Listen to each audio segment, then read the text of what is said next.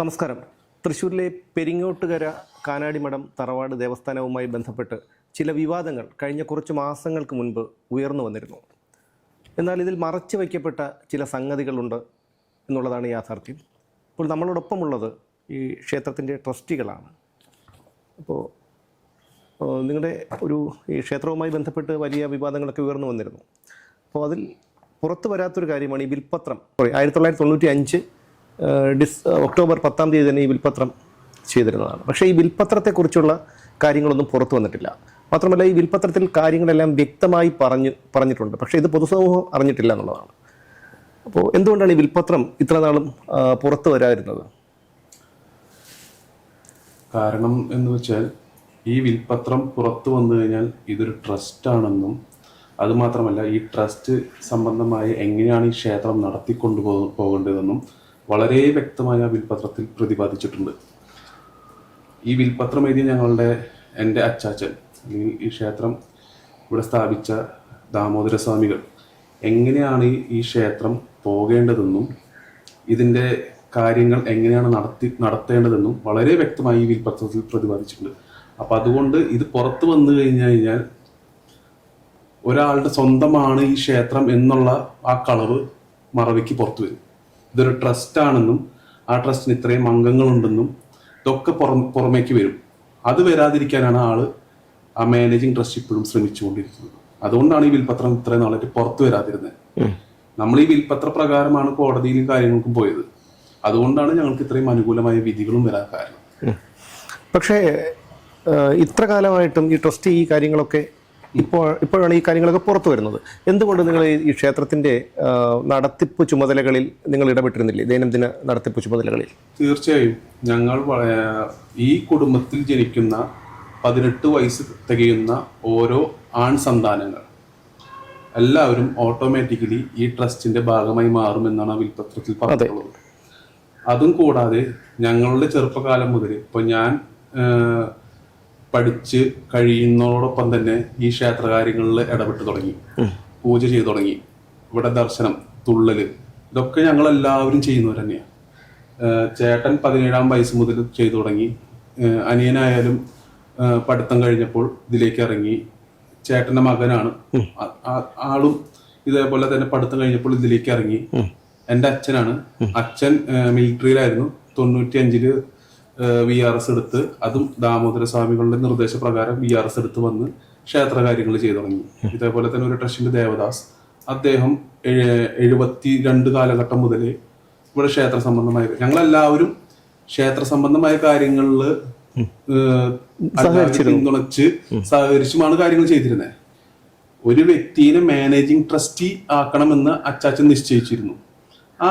ആ വ്യക്തി മാനേജിങ് ട്രസ്റ്റിയായി ആ ക്ഷേത്ര കാര്യങ്ങൾ ലീഡ് ചെയ്ത് കൊണ്ടുപോയിരുന്നു. അപ്പോൾ എല്ലാവരും കൈകടത്തണ്ട എന്ന് ചോദിച്ചിട്ട് അദ്ദേഹം അത് ലീഡ് ചെയ്യട്ടെ, ഞങ്ങൾ എല്ലാവരും സഹകരിച്ച് സഹായിച്ച് ക്ഷേത്രം മുന്നോട്ട് കൊണ്ടുപോകാം എന്നാണ് നിശ്ചയിച്ചിട്ടുണ്ടായിരുന്നത്. അതേപോലെ തന്നെയാണ് കഴിഞ്ഞ അച്ചാച്ചന്റെ മരണശേഷവും നടന്നു വന്നിരുന്നത്. 23-22 വർഷമായിട്ട് അങ്ങനെ തന്നെയാണ് നടന്നു വന്നിരുന്നത്. അതിനു മുമ്പും അങ്ങനെ തന്നെയാണ് നടന്നു വന്നിരുന്നത്. പക്ഷേ ഈ വിൽപ്പത്രത്തിൽ കൃത്യമായി പറയുന്നുണ്ട്, പെൺകുട്ടികൾക്ക് ഈ ക്ഷേത്രം നടത്തിപ്പുമായി ബന്ധപ്പെട്ട് യാതൊരു അവകാശവും ഇല്ല എന്ന്. പക്ഷേ ഇതുമായി ബന്ധപ്പെട്ട് മാധ്യമങ്ങൾക്ക് മുന്നിൽ വന്നതൊക്കെ ഒരു ഉണ്ണിമായ എന്ന് പറയുന്ന ഈ ട്രസ്റ്റിയുടെ ഒരു മകളായിരുന്നു. ഞാൻ മനസ്സിലാക്കിയെടുത്തോളം അവർക്ക് വിഷ്ണുപ്രിയ, ഉണ്ണിമായ എന്നീ 2 പെൺകുട്ടികളാണുള്ളത്. അപ്പോൾ ആ പെൺകുട്ടികൾക്ക് ഈ ക്ഷേത്രത്തിൽ ഈ വിൽപ്പത്രത്തിൽ നിന്ന് വിരുദ്ധമായി എന്താണ് അവകാശം?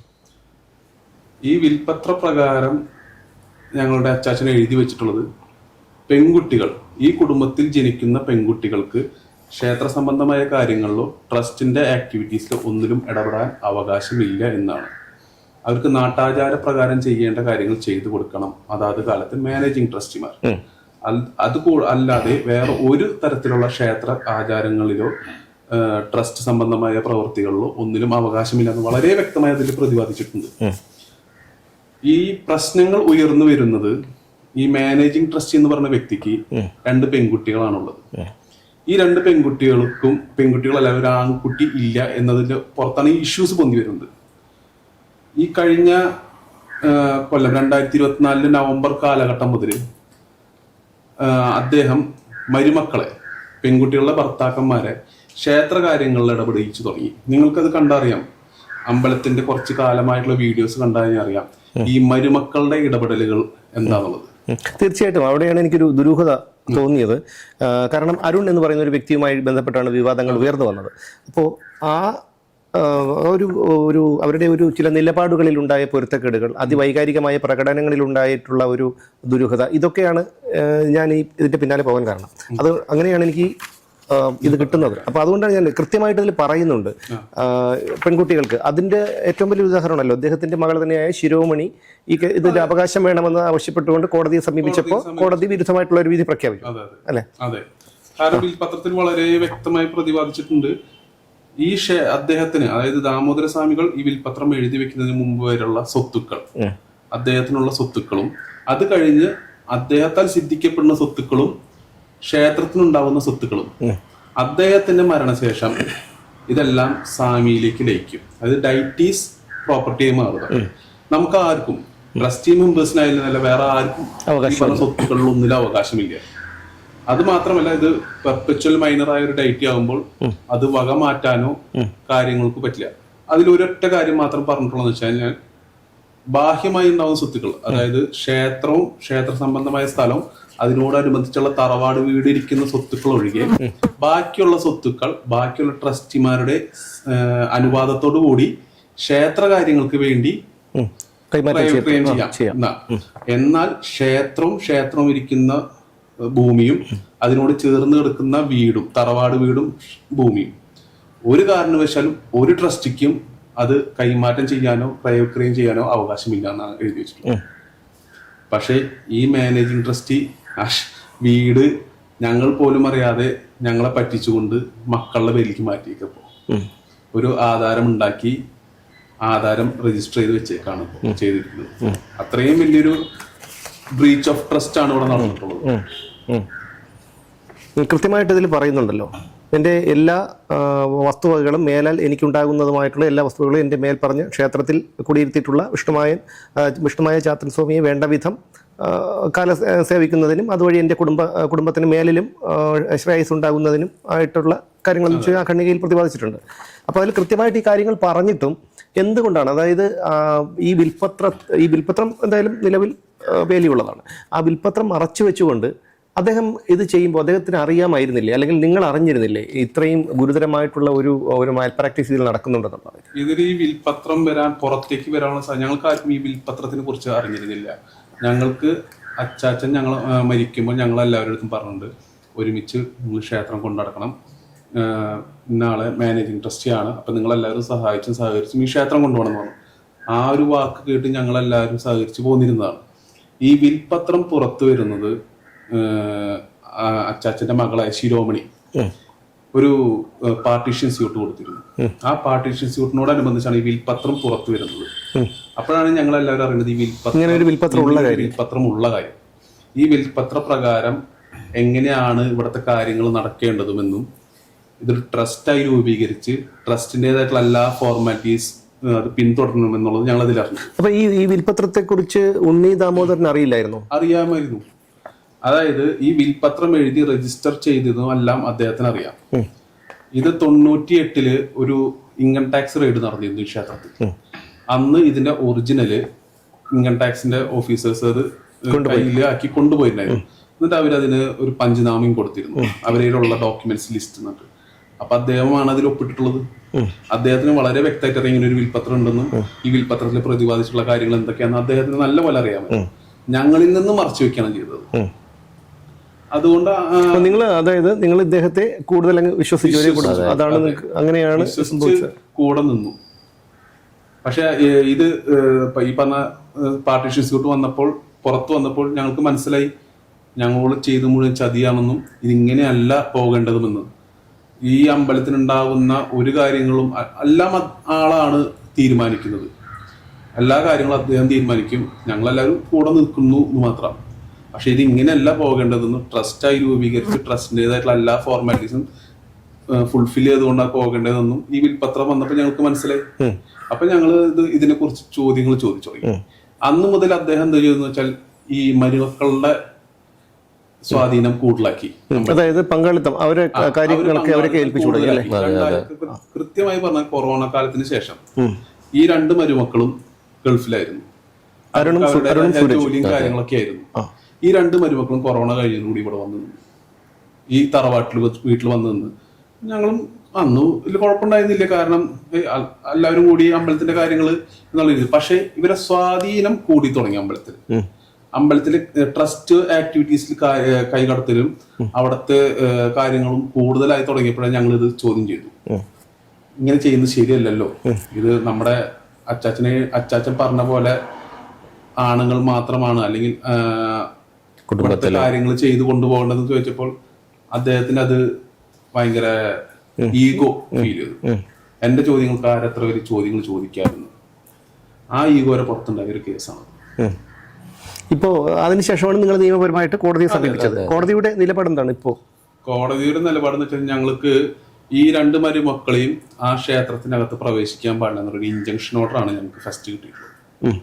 ആ ഇഞ്ചക്ഷൻ ഓർഡർ ഇപ്പം പോലീസ് ഇവിടെ പതിപ്പിക്കാൻ വന്നപ്പോൾ പോലും അതല്ല, ഇത് 2024 ഡിസംബറിൽ ഉണ്ടായിട്ടുള്ള ഇഞ്ചക്ഷൻ ഓർഡർ. മരുമക്കളെയും ക്ഷേത്രത്തിൽ പ്രവേശിപ്പിക്കാൻ പാടില്ല എന്ന്. അദ്ദേഹം അതൊന്നും പാലിച്ചിട്ടില്ല. അത് കോടതി ലക്ഷ്യമല്ലേ? കോടതി ലക്ഷ്യത്തിന് നമ്മൾ നീങ്ങിയിട്ടുണ്ട്. അല്ല, ഞാനിപ്പോ കഴിഞ്ഞ ആഴ്ച തന്നെ കോടതിയിൽ ഒരു നോട്ടീസ് ഒട്ടിക്കാനായിട്ട് പോലീസ് വന്ന കാര്യം ഞാൻ അറിഞ്ഞിരുന്നു. അതുമായി ബന്ധപ്പെട്ട് നോക്കിയപ്പോൾ ഇവർ ക്ഷേത്രം തുറക്കുന്നില്ല, അറ്റകുറ്റപ്പണികൾ നടക്കുകയാണ് എന്നൊക്കെ പറഞ്ഞ് തടസ്സപ്പെടുത്തുന്ന ഒരു സ്ഥിതിയാണ് ഉണ്ടായത്. എന്താണ് അതിനെക്കുറിച്ച് കോടതിയെ ബോധ്യപ്പെടുത്തിയിരുന്നത്? കോടതി എന്ന് വെച്ചാല് നമുക്ക് അനുകൂലമായിട്ടൊരു വിധി വന്നു സബ് കോടതിയിൽ നിന്ന്. നമ്മള് ക്ഷേത്രാചാരങ്ങൾ ചെയ്യുന്നതോ പ്രവർത്തിക്കുന്നതോ അദ്ദേഹമോ അദ്ദേഹത്തിന്റെ കയ്യാളുകൾ തടഞ്ഞു പോരുന്നുണ്ട്. അതിനുശേഷം പലതവണ ആള് ക്ഷേത്രം അടച്ചിടുക ചെയ്യുന്നത്. ഇങ്ങനെ ഒരു ഓർഡർ ഞങ്ങൾക്ക് അനുകൂലമായി വരും, അപ്പൊ ക്ഷേത്രം അടച്ചു. എന്നിട്ട് ഞങ്ങള് അദ്ദേഹം വേറെ ഒരു സ്റ്റേ ഓർഡറിന് പോകുമ്പോ ക്ഷേത്രം തുറക്കും. വീണ്ടും ആൾക്കെതിരെ ഓർഡർ വരുമ്പോൾ വീണ്ടും ആള് ക്ഷേത്രം അടച്ചു. അവിടെ ഒരു തരത്തിലുള്ള അറ്റകുറ്റപ്പണികളൊന്നുമില്ല. ട്രസ്റ്റ് തീരുമാനിച്ച ഒരു പണി ഇത് ഇന്നേ വരെ നടത്തിയിട്ടില്ല. അദ്ദേഹം മനഃപൂർവ്വം അടച്ചിടുന്നത് ഞങ്ങളെ കേട്ടാതിരിക്കാൻ വേണ്ടിയിട്ടാണ്. ഞങ്ങൾ കയറി കഴിഞ്ഞാൽ അദ്ദേഹം അപ്രസക്തനാകുമെന്ന് അദ്ദേഹത്തിന് തോന്നി. അതുകൊണ്ടാണ് അദ്ദേഹം വാതിലടച്ചിടുന്നത്. അല്ല, ഈ എല്ലാവരും കൂടി പൊരുത്തപ്പെട്ട് പോകാനുള്ള, അല്ല ഒത്തുതീർന്ന് പോകാനുള്ള ഒരു രീതി അദ്ദേഹം സംസാരിച്ചിരുന്നോ എപ്പോഴെങ്കിലും? കാരണം അതോ അദ്ദേഹത്തിൻ്റെതായി മാത്രമായി ആ ക്ഷേത്രത്തിനെ കൈയടക്കി വെക്കണം എന്നുള്ളൊരു ചിന്തയാണ് എപ്പോഴും ആ ചിന്ത തന്നെയുള്ളത്. അദ്ദേഹത്തിന്റെ മാത്രമായി. അതുകൊണ്ടാണല്ലോ വാതിലടച്ച് ബാക്കി എല്ലാവരും കേട്ടാതിരിക്കുന്നത്. ഒരു ഒത്തുതീർപ്പാണ് അദ്ദേഹം ഉദ്ദേശിച്ചതെങ്കിൽ ഇങ്ങനെയല്ലല്ലോ നീങ്ങേണ്ടത്. ഫെബ്രുവരി 3-ാം തീയതി 100ഓളം വരുന്ന ഗുണ്ടകൾ ഉപയോഗിച്ച് ഞങ്ങളെ തല്ലി പുറത്താക്കണം ചെയ്തത് ക്ഷേത്രത്തിൽ നിന്ന്. ഹൈക്കോടതി വിധി ഉണ്ട് അവിടെ. ആ ക്ഷേത്രത്തിന്റെ ചുറ്റുപാടും ലോ ആൻഡ് ഓർഡർ കാത്തു സൂക്ഷിക്കണമെന്നുണ്ട്. എന്നിട്ടും കൂടി 100 ഗുണ്ടകൾ ഉപയോഗിച്ച് ഞങ്ങളെ തല്ലി പുറത്താക്കാണ് ചെയ്തത്. അത്രയും വലിയൊരു ഇല്ലീഗൽ സംഭവം അവിടെ നടന്നു. അന്നും അദ്ദേഹത്തിന് ഈ കോടതിയോ പോലീസോ ഇതൊന്നും ഒരു വിഷയമല്ല. അവിടെയാണ് ഈ കോടതി വിധികളെല്ലാം അനുകൂലമായി വന്നിട്ട് പോലും ആ കോടതി വിധികളൊന്നും അദ്ദേഹം പാലിക്കാൻ തയ്യാറല്ല. പോലീസ് നിഷ്ക്രിയരാണ് എന്നുള്ളതല്ല, നിസ്സഹായരാണ്. അതാണ് ഈ ഒരു വിഷയത്തിൽ ഏറ്റവും സങ്കീർണമായൊരു കാര്യം. ഇനി അദ്ദേഹത്തിൻ്റെ ആ സ്വത്ത് മക്കളുടെ പേരിലേക്ക് മാറ്റിയെന്ന് പറഞ്ഞു. പക്ഷേ ഈ വിൽപത്രം നിലനിൽക്കുമ്പോൾ അതെങ്ങനെ അതിനെ നിയമപരമായി എൻക്വയറി ചെയ്ത് കിട്ടിയായിരുന്നോ? ഇല്ല, ഞങ്ങൾ ഓൾറെഡി ഈ സ്വത്തുക്കളൊക്കെ വകമാറ്റിയതിനെതിരെ കേസിന് പോയിട്ടുണ്ട്. സബ് കോടതിയിൽ കേസ് നിലനിൽക്കാണ്. ആ കേസിനോടനുബന്ധമുള്ള IAകൾ, അതാണ് നമുക്ക് പല ഓർഡേഴ്സ് ആയിട്ട്, ഇഞ്ചക്ഷൻ ഓർഡേഴ്സ് ആയിട്ട് നമുക്ക് അനുകൂലമായിട്ട് കിട്ടിക്കൊണ്ടിരിക്കുന്നത്. അപ്പൊ ഈ സ്വത്തുക്കളൊക്കെ വകമാറ്റിയതിനെതിരെ നമ്മൾ ഓൾറെഡി കേസ് പോയിട്ടുണ്ട്. ആ കേസുകളൊക്കെ, ആ ആധാരങ്ങളൊക്കെ നൾ ആൻഡ് വോയിഡ് ആക്കാൻ വേണ്ടിയിട്ടാണ് കേസ് കൊടുത്തിട്ടുള്ളത്. അത് കോടതിയിൽ നിലനിൽക്കുന്നുണ്ട് ആ കേസുകളെല്ലാം. ഇപ്പം ഹൈക്കോടതിയിൽ ഈ കേസ് ഹൈക്കോടതിയിലേക്ക് എത്തിയിട്ടില്ല. ഹൈക്കോടതി ഇപ്പൊ ജില്ലാ കോടതികളിലാണ്, സബ് കോടതികളിലാണ് കേസ് നിലനിൽക്കുന്നത്. ഹൈക്കോടതിയിലേക്ക് അദ്ദേഹം സ്റ്റേക്ക് വേണ്ടി പോയതാണ്. ഞങ്ങൾക്ക് അനുകൂലമായി കിട്ടിയ IA ഇഞ്ചക്ഷൻ ഓർഡേഴ്സിനെതിരെ സ്റ്റേക്കാണ് അദ്ദേഹം പോയിരിക്കുന്നത്. ഇപ്പോ ഈ ഇതിന് ശേഷം ഇപ്പോ ദൈനംദിന പ്രവർത്തനങ്ങൾ കൃത്യമായി നടക്കുന്നുണ്ടോ ക്ഷേത്രത്തില്? സത്യം പറഞ്ഞു കഴിഞ്ഞാൽ ഈ ക്ഷേത്രത്തില് അച്ചാച്ചൻ എഴുതി വെച്ച പ്രകാരം ഈ കുടുംബത്തിലത്തെ, ഈ കാനാടി കുടുംബത്തിലെ അദ്ദേഹത്തിന്റെ ഹയേഴ്സ് ആയിട്ടുള്ള ആൺകുട്ടികളാണ്, 18 വയസ്സ് കഴിഞ്ഞ ആണുങ്ങളാണ് അവിടെ പൂജാതി കർമ്മങ്ങൾ ചെയ്യേണ്ടത്. പക്ഷേ അദ്ദേഹം അതൊന്നും മാനിക്കുന്നില്ല. പുറമത്തെ ഏതോ ആളുകളെ വെച്ചിട്ട് അവിടെ പൂജകൾ ചെയ്യുന്നു. അല്ല, ഈ മരുമക്കളല്ലേ പൂജ ചെയ്യുന്നത്? മരുമക്കൾ അമ്പലത്തിന്റെ ഉള്ളിലേക്ക് കയറുന്നുണ്ട്, വിഗ്രഹങ്ങൾ എടുക്കുന്നുണ്ട്. പൂജകൾ പുറമത്തെ ഏതോ ഒരു കുടുംബത്തിലത്തെ ആളുകളാണ് ചെയ്തുകൊണ്ടിരിക്കുന്നത്. കളം കഴിക്കുന്നത് ഏതോ കുടുംബത്തിലാണ്. ഞങ്ങൾക്ക് അറിയില്ല ആരൊക്കെയാണ്. കാരണം ഈ ക്ഷേത്രത്തിനെ സംബന്ധിച്ച് 7 ട്രസ്റ്റി മെമ്പേഴ്സാണ്. അദ്ദേഹം ഒരു മാനേജിങ് ട്രസ്റ്റി, ബാക്കി 6 ട്രസ്റ്റി മെമ്പേഴ്സും പുറത്താണ്. അപ്പൊ അദ്ദേഹം ആണ് പിന്നെ ചെയ്യാൻ അവകാശപ്പെട്ട ഏക വ്യക്തി. അദ്ദേഹം എല്ലാ ദിവസവും പൂജയ്ക്ക് കയറുന്നില്ല, പകരം ആൾക്കാരെ ആളുകളെ ചുമതലപ്പെടുത്തിയേക്കാണ്. അതാണ് പറഞ്ഞത്, ഈ ക്ഷേത്ര സംബന്ധമായ ആചാരങ്ങളോ എല്ലാം അദ്ദേഹം നശിപ്പിച്ചുകൊണ്ടിരിക്കുകയാണ് ചെയ്യുന്നത്. ഒന്നും ഇത് ക്ഷേത്രം ഈ സ്വത്തുക്കളോ അല്ലെങ്കിൽ ഈ ക്ഷേത്രാചാരങ്ങൾ ചെയ്തു വെച്ച വ്യക്തി, അത് ഞങ്ങൾ അച്ചാച്ചൻ പറഞ്ഞ പോലെ എല്ലാം അല്ല. അതാണ് ഈ വിൽപ്പത്രത്തിൽ പറഞ്ഞ കൃത്യമായ കാര്യങ്ങൾ പറയുന്നുണ്ട്, കൃത്യമായിട്ട് കാര്യങ്ങൾ പറയുന്നുണ്ട്. പക്ഷെ ഇതിൽ പറയുന്ന മിക്കവാറും ഉള്ള കാര്യങ്ങളൊന്നും അദ്ദേഹം പാലിക്കുന്നില്ല. ആകെ ഒരു കാര്യം ആൾ പാലിക്കുന്നത് അതൊരു മാനേജിങ് ട്രസ്റ്റി എന്ന് എഴുതി വെച്ചിട്ടുണ്ട്. അത് മാത്രമാണ് അദ്ദേഹം കൊടുത്തുള്ള പല കേസുകളും നമുക്കറിയാം. ഇപ്പൊ അന്യായങ്ങൾ വായിച്ചു കഴിഞ്ഞാല് അദ്ദേഹം പറയണത് ഈ വിൽപത്രത്തിന് ആള് തർക്കിക്കുന്നില്ല, ഇങ്ങനെ ഒരു വിൽപത്രം ഇല്ല എന്ന് പറയുന്നില്ല, അംഗീകരിക്കുകയാണ് ചെയ്തത്. പക്ഷെ ആള് മാനേജിങ് ട്രസ്റ്റി ആണ്, ബാക്കി ട്രസ്റ്റി മെമ്പർമാർ ആരില്ല എന്ന് പറഞ്ഞത്. ഒരു ട്രസ്റ്റ് ഇല്ലാണ്ട് മാനേജിങ് ട്രസ്റ്റ് ഉണ്ടാവില്ല, ട്രസ്റ്റ് മെമ്പേഴ്സ് ഇല്ലാണ്ടും ഉണ്ടാവില്ല മാനേജിങ് ട്രസ്റ്റി. അല്ല, ഈ വിൽപത്രം നിലനിൽക്കുന്നിടത്തോളം കാലം ഈ വിൽപത്രത്തിൽ എന്തായാലും ട്രസ്റ്റികളിൽ കൃത്യമായിട്ട് പറഞ്ഞിട്ടുണ്ടല്ലോ. അതില് അച്ചാച്ചൻ പറഞ്ഞിട്ടുണ്ട്, ഈ ക്ഷേത്രം കാത്തു സൂക്ഷിച്ച് സേവിച്ചും കൊണ്ടടക്കേണ്ടത് കുടുംബത്തിൽ ജനിക്കുന്ന ആൺകുട്ടികളുടെ ചുമതലയാണ്. മനസ്സിലാവില്ല. അപ്പൊ ഓരോ കാലത്തും എന്തെല്ലാം ചെയ്തു വെക്കണം എന്നുള്ളത് അതിൽ എഴുതി വെച്ചിട്ടുണ്ട് കൃത്യമായിട്ട്. അത് പ്രകാരമാണ് ഇപ്പൊ ഞങ്ങൾ കേസ് കൊടുത്തിട്ടുള്ളതെന്ന് പറഞ്ഞാൽ ഞങ്ങൾ ഒരിക്കലും അദ്ദേഹത്തെ മാനേജിങ് ട്രസ്റ്റി സ്ഥാനത്ത് മാറ്റണം എന്ന് പറഞ്ഞിട്ട് കേസ് കൊടുത്തിട്ടില്ല. എല്ലാവരും കൂടി ഒരുമിച്ച് സഹകരിച്ചു. ഈ വിൽപത്ര പ്രകാരം ഇതൊരു ട്രസ്റ്റായി രൂപം കൊണ്ട് അദ്ദേഹം ജീവിതാവസാനം വരെ മാനേജിങ് ട്രസ്റ്റി ആയിരുന്നോട്ടെ. ട്രസ്റ്റിന്റേതായിട്ടുള്ള കീഴിൽ ഈ അമ്പലവും ഇതിന്റെ സ്വത്തുക്കളും കൊണ്ടുവന്ന് ആർക്കും ഒരു അവകാശം ഉണ്ടാവില്ല. സ്വത്തുമില്ലായാലും അമ്പലത്തിലായാലും ഇതൊക്കെ ട്രസ്റ്റിന്റെ അണ്ടറിൽ.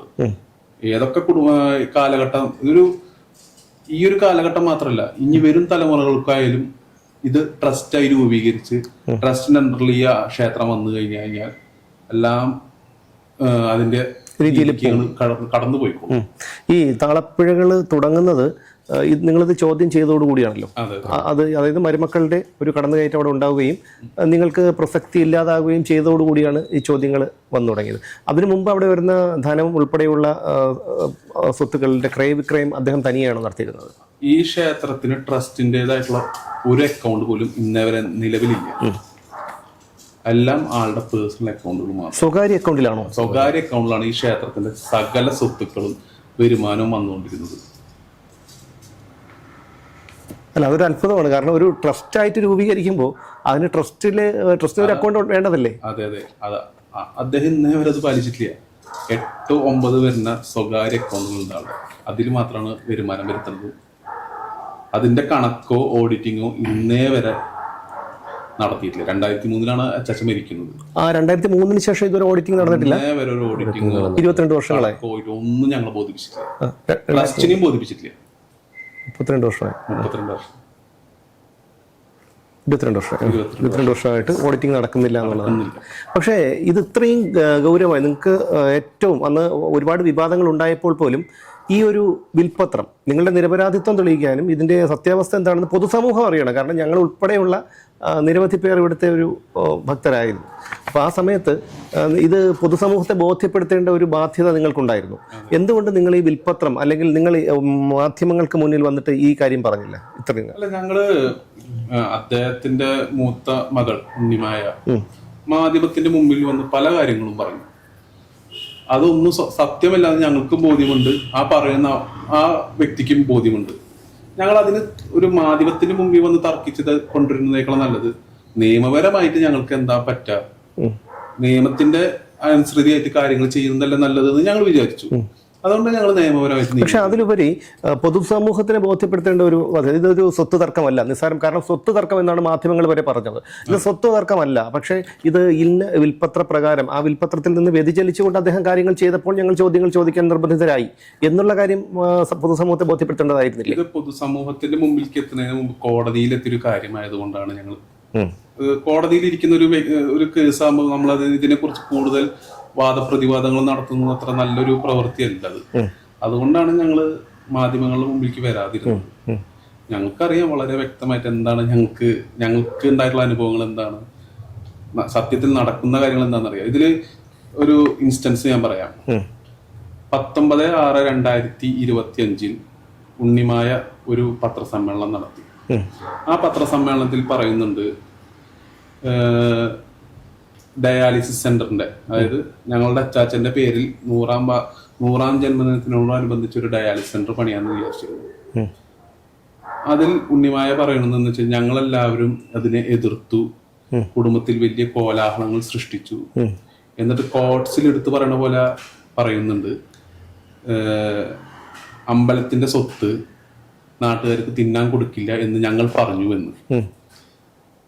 ഈ നാട്ടിലുള്ള ജനങ്ങൾക്കറിയാം ഇവിടെ ഇന്നേ വരെ നടന്നു വന്നിട്ടുള്ള കാര്യങ്ങൾ എന്താണെന്നുള്ളത്. ഈ ഡയാലിസിസ് സെന്ററിന്റെ ശിലാസ്ഥാപനം ഞങ്ങൾ എല്ലാവരും കൂടിയിട്ടാണ് നടത്തിയത്. അങ്ങനെ എതിർപ്പുള്ള ഞങ്ങള് ശിലാസ്ഥാപനത്തിന് പങ്കെടുക്കേണ്ട ആവശ്യമുണ്ടോ? അതേപോലെ തന്നെ ഈ സംഭവങ്ങൾ, അതിൽ നിന്നാണ് ഈ സംഭവങ്ങൾ തുടർന്നു വരുന്നതാണ് അല്ലെങ്കിൽ തുടങ്ങുന്നത് എന്നാണ് ഉണ്ണിമായ പത്രസമ്മേളനത്തിൽ. സിമ്പിളായി പറയുകയാണെങ്കിൽ അതിൽ നിന്നല്ല, അത് സംബന്ധിച്ചൊരു തർക്കമേ ഉണ്ടായിരുന്നില്ല. അതായത് നിങ്ങൾ ഇപ്പോഴും തയ്യാറാണ് അമ്പലത്തിന് അങ്ങനെ ഒരു വരുമാനം ഉണ്ടാവണമെങ്കിൽ അതിന്റെ ഒരു ഭാഗം സോഷ്യൽ സർവീസിന് പോവാണെങ്കിൽ നല്ലതാണ്. ഇവിടെ എത്രയോ അതിനു മുമ്പ് സോഷ്യൽ സർവീസ് അന്നൊന്നും ഇല്ലാത്തൊരു പ്രശ്നം ഇതിന് മാത്രം ഞങ്ങൾക്ക് വരുത്തേണ്ട ആവശ്യമില്ല. അത് അവര് ശരിക്കും പറഞ്ഞ ഒരു പുകമറ സൃഷ്ടിക്കാണ് ചെയ്യുന്നത്. നാട്ടുകാരുടെ മുമ്പിൽ നാട്ടുകാർക്ക് തിന്നാൻ കൊടുക്കില്ല എന്നൊക്കെ നാട്ടുകാരുടെ മുമ്പിൽ ഒരു പുകമറ സൃഷ്ടിക്കുകയാണ് ചെയ്യുന്നത്. അതാണ് ഇതിന് പ്രശ്നമെന്ന് ഉയർത്തിക്കൊണ്ടുവരാനാണ് കാണിച്ചത്. പക്ഷെ അതല്ല, ആളുടെ മരുമക്കള് ഇവിടത്തെ കാര്യങ്ങളിൽ ഇടപെടുന്നതാണ് പ്രശ്നം എന്നുള്ളത് ഞങ്ങൾക്ക് അതിന്റെ തെളിവുണ്ട് ഞങ്ങളെ കയ്യിൽ.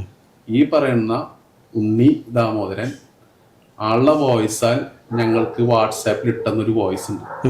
അത് നിങ്ങൾക്ക് വേണമെങ്കിൽ ഞാൻ ഇപ്പോൾ കേൾപ്പിച്ചു തരാം. പ്രവി പാപ്പനാണ്. അത് എല്ലാവർക്കും ഉണ്ണിക്കുട്ടനായാലും ഇന്നലെ ഇപ്പോൾ ഒരു ഇതുണ്ടായി ഇവിടെ.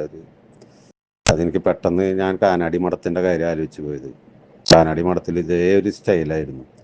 എല്ലാവരും ചുറ്റും നിന്ന് എല്ലാ കാര്യങ്ങൾ ഒരു ഇതുണ്ടാക്കുക, പ്രശ്നങ്ങൾ ഉണ്ടാക്കുക. അപ്പോൾ ഇന്നലെ ഇപ്പോൾ അരുണ അതിലെ പോകുമ്പോൾ ഒരാളോട് പറഞ്ഞു അവിടെ നീങ്ങുന്നു തൊഴുതുള്ളതെന്ന് പറഞ്ഞപ്പോൾ ദാസേട്ടൻ പറഞ്ഞു ശരി നീ സംസാരിക്കണ്ടെന്ന് പറഞ്ഞു. അതാണ് ഞാൻ അരുണ് വിട്ടത്. അപ്പോഴത്തെ ഒരു പ്രഷർ കയറിയപ്പോൾ എനിക്കൊരു മാനസിക ഒരു ഇതുണ്ടായ കാരണം ഞാൻ ഇന്നലെ കാട്ടിയതാണ്.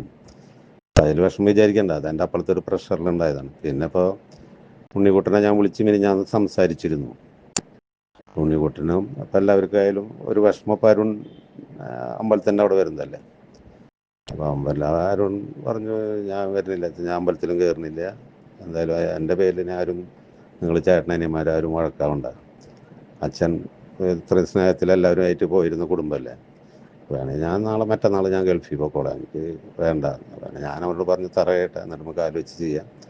അങ്ങനെ പറഞ്ഞ് ഞാൻ തറ വരെ ഞാൻ പിടിച്ചു നിർത്തിയിരിക്കുന്നതാണ് അവനെ. അപ്പം അതല്ല വിഷയം. അപ്പോൾ ഞാനിപ്പോൾ നാളെ തൊട്ട് അവൻ വരുന്നില്ല, ഇന്നത്തൊട്ട് ഇനി അവൻ അമ്പലത്തിൻ്റെ അവിടെ ഉണ്ടാവില്ല, അമ്പലത്തിൽ കയറുക, വേറെ വിഷയങ്ങളൊന്നും ഉണ്ടാവില്ല. ഇനി അതിൻ്റെ പേരിൽ നമ്മൾ എല്ലാവരും കൂടി തല്ലി പിരിയണ്ട. അപ്പോൾ അത് വേണ്ട.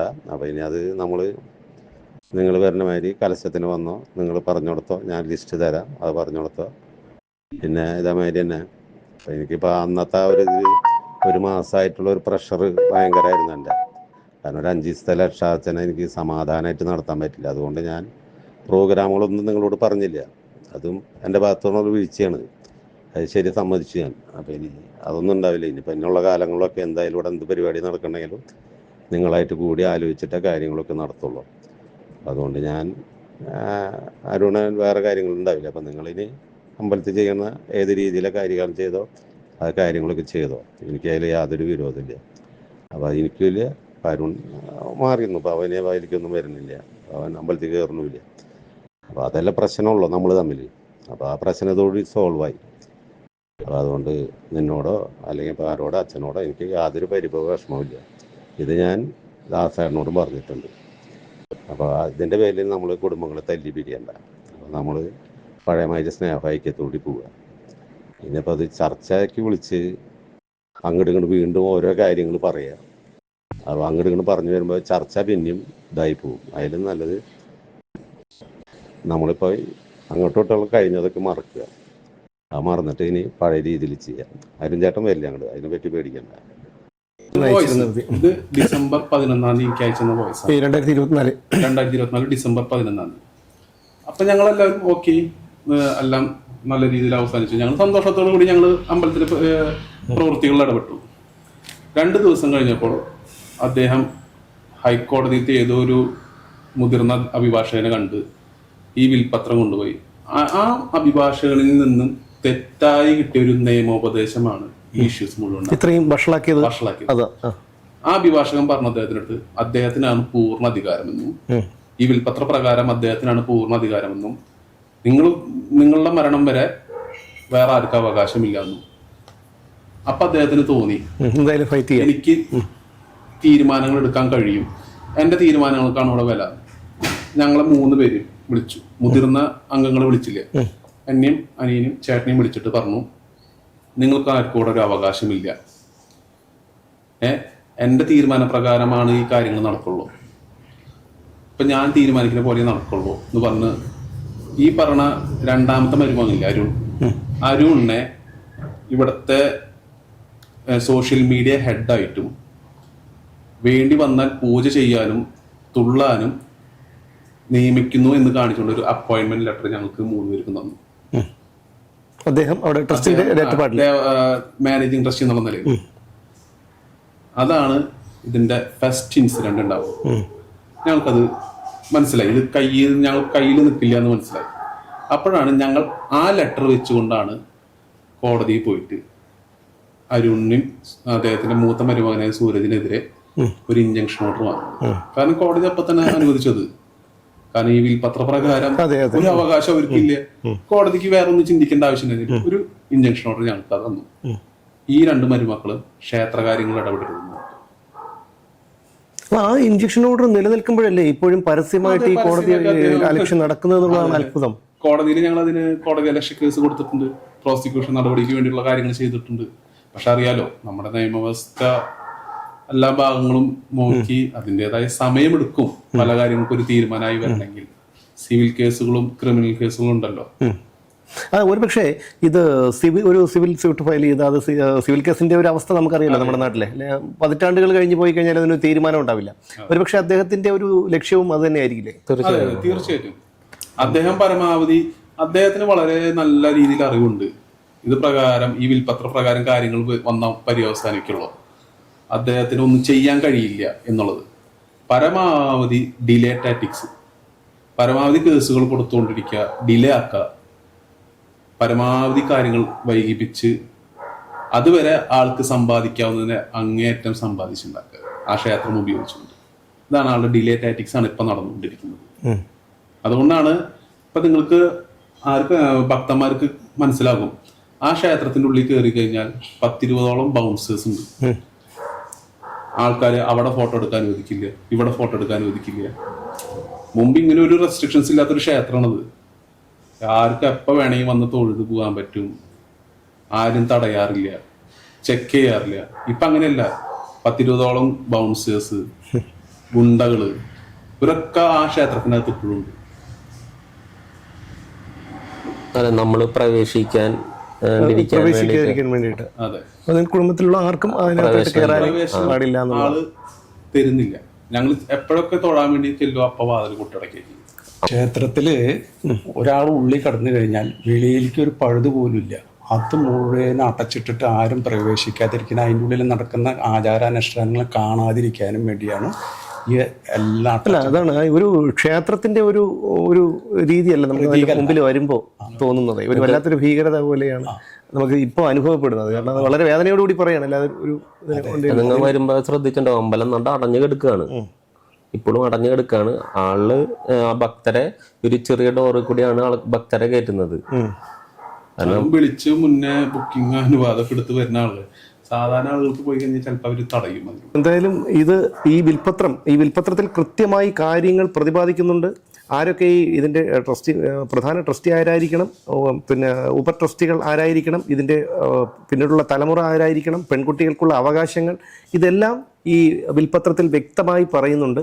പക്ഷേ ഈ വിൽപത്രത്തിൽ പറയുന്ന കാര്യങ്ങളെല്ലാം മറച്ചു വെച്ചുകൊണ്ടാണ് ഇപ്പോൾ ഈ ക്ഷേത്രത്തിലെ കാര്യങ്ങൾ ട്രസ്റ്റി നടത്തുന്നത് എന്നാണ് ഇവർ പറയുന്നത്. അത് മാത്രമല്ല, അത് തന്നെയാണ് നമുക്കും മനസ്സിലാക്കേണ്ടത്. കോടതി നിരവധി ഉത്തരവുകൾ ഇതിന് എതിരെ വന്നിട്ടുണ്ടെങ്കിൽ പോലും അദ്ദേഹം അത് പാലിക്കാൻ തയ്യാറാകുന്നില്ല എന്നുള്ളതാണ് ഏറ്റവും ഞെട്ടിപ്പിക്കുന്ന ഒരു കാര്യം. നമ്മുടെ നീതിന്യായ വ്യവസ്ഥയെ പോലും ഒരുപക്ഷെ അനുസരിക്കാൻ അത് എന്തുകൊണ്ടാണെന്ന് അറിയില്ല. അദ്ദേഹത്തിൻ്റെ ചിലപ്പോൾ അഭിഭാഷകൻ്റെ ഉപദേശമായിരിക്കാം, അല്ലെങ്കിൽ അദ്ദേഹത്തിൻ്റെ അമിതമായ ആത്മവിശ്വാസം കൊണ്ടായിരിക്കാം. അത് ഒരിക്കലും അംഗീകരിക്കാൻ കഴിയുന്ന ഒരു കാര്യമല്ല. നമ്മളെല്ലാവരും ഒരു നീതിന്യായ വ്യവസ്ഥയുടെ കീഴിൽ ജീവിക്കുമ്പോൾ കേരളത്തിലെ ഒരു പ്രധാനപ്പെട്ട ഒരു ക്ഷേത്രമായ, ഇത്ര ലക്ഷക്കണക്കിന് ആൾക്കാർ വരുന്ന ഒരു ക്ഷേത്രമായ അവിടുത്തെ ഒരു ട്രസ്റ്റി നിസാര പ്രശ്നത്തിൻ്റെ പേരിൽ ഈ ഒരു വിൽപ്പത്രമെല്ലാം മറച്ചു വെച്ചുകൊണ്ട് ഇത് ചെയ്യുന്നത് ഒരിക്കലും അംഗീകരിക്കാൻ കഴിയില്ല. അപ്പോൾ പൊതുസമൂഹം അറിഞ്ഞതുപോലെ ഇതൊരു സ്വത്ത് തർക്കമല്ല എന്നുള്ളതാണ് യാഥാർത്ഥ്യം. ഇതിൽ വളരെ ഗുരുതരമായ ഒരു വിഷയം ഒളിഞ്ഞിരിപ്പുണ്ട്. അത് മറന്നീക്കി പുറത്തു വരണം. ക്ഷേത്രത്തിൻ്റെ കാര്യങ്ങളെല്ലാം സുഗമമായി നടക്കട്ടെ എന്ന് പ്രതീക്ഷിക്കാം. വീണ്ടും കാണാം.